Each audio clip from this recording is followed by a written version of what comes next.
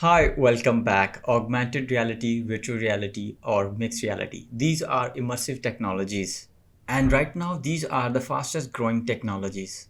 Immersive technology creates or extends the reality. This is done by immersing a user in a digital environment, having an app of different domains.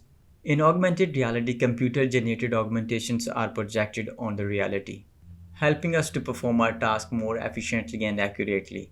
Have you captured the Pokemons using a Pokemon Go app? Or have you used the IKEA furniture app to place a virtual furniture in your room? These things are only possible with the help of AR technologies. Now schools are using AR to make study more interactive.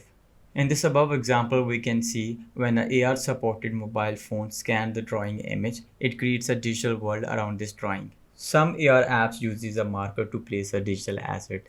In this course, we will create a markerless AR app. To develop a AR application, different companies provide AR SDKs. Apple introduced ARKit to support augmented reality in iOS devices. And Google introduced AR Core to support Android devices for augmented reality functionalities.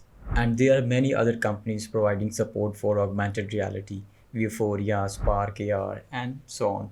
Google Map is using AR. It accesses your device camera and creates a directional pointers on the road to show you a path. And Google Lens is also using AR to make the search more easy and interactive. In this project, we will be using a AR Foundation. AR Foundation is a combination of ARKit and AR Core. Basically, we will have to write a code once and it will support both ARKit and AR Core supported devices. Thanks for watching and I'll see you in the next lecture.